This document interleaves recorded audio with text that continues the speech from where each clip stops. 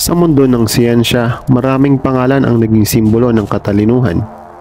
Andyan si Einstein, Newton, Edison, pero may isang henyo na halos kasing liwanag ng kidlat ang isip, ngunit unti-unting nakalimutan ng panahon. Siya si Nikola Tesla, ang lalaking literal na nagsindi ng liwanag sa modernong mundo. Ipinanganak si Tesla noong 1856 sa isang maliit na bayan sa Croatia, isang gabing may malakas na bagyo. Ayon sa kanyang ina, sa bawat kidlat na kumikislap, may kakaibang enerhiya sa paligid. Parang sinyales na ang batang ito ay magiging anak ng kidlat. Mula pagkabata, ipinakita na niya ang talino sa agham at imahinasyon. Mahilig siyang gumawa ng mga imbensyon gamit lang ang simpleng materyales. Ngunit higit sa lahat, mayroon siyang kakaibang kakayahan. Nakikita raw niya ang isip ng buong disenyo ng kanyang imbensyon bago pa man niya ito likhain. Nang makarating sa Amerika noong 1884, dala niya ang isang pangarap na baguhin ang mundo gamit ang kuryente. Ka-Junesday, kung bago ka pa lang dito sa channel, ay click mo muna ang subscribe para lagi kang kasali sa ating mga kwento at uploads. Ngunit hindi madali ang lahat. Nakipagtrabaho siya kay Thomas Edison, ang kilalang inventor ng unang incandescent light bulb. Pero nagbangga ng kanilang mga idea. Si Edison naniniwala sa direct current o DC, isang paraan ng pagpapadala ng kuryente na limitado ang saklaw. Habang si Tesla naman ay may mas makabagong konsepto, ang alternating current o AC, na may kakayahang magpadala ng kuryente sa mas malalayong lugar, mas ligtas at mas epesyente. Ito ang tinatawag na war of currents, dalawang henyo, dalawang paniniwala, at sa huli nanaig si Tesla. Ang AC system ang naging batayan ng modernong power grid sa buong mundo. Ngunit kahit siya ang tunay na nagwagi, ang kredito ay madalas napupunta sa iba.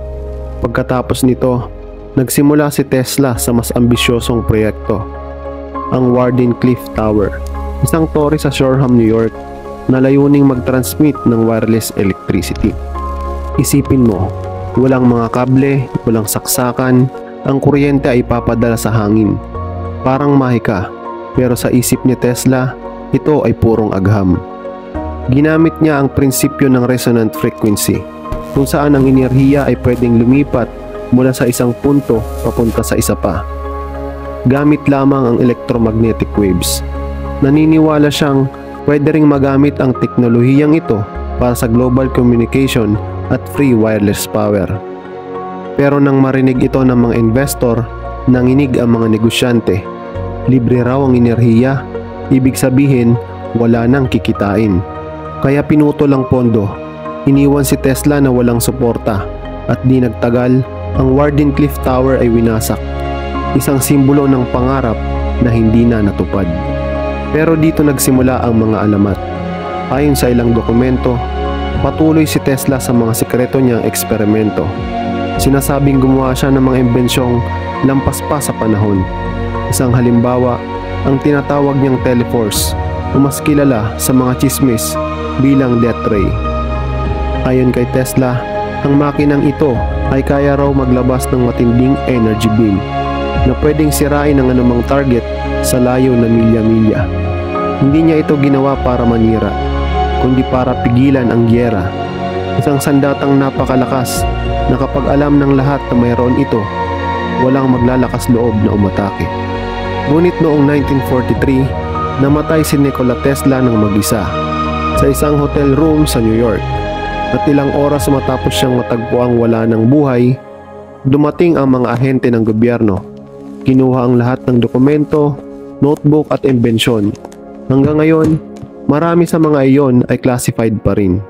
May mga nagsasabing ginamit ng Amerika ang ilan sa kanyang idea sa pagbuo ng modernong radar at energy weapons.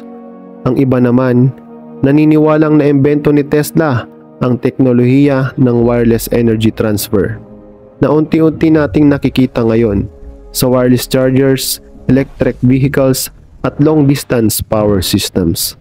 Ngunit sa kabila ng lahat, si Tesla ay namatay ng halos walang pera, walang pagkilala, isang henyo na nag-alay ng lahat para sa kaalaman, pero kinalimutan kalaunan ng mundo. Ngayon, Sa bawat sindi ng ilaw, bawat andar ng makina, ay may bahid ng kanyang pangarap. At sa bawat kulog at kidlat sa kalangitan, parang naririnig pa rin natin ang boses ng henyo na nagsasabing ang enerhiya ng universo ay libre. Ang tao lang ang naglagay ng limitasyon. Ito ang kwento ni Nikola Tesla, ang taong pinanganak ng kidlat at nagbigay liwanag sa sangkatauhan.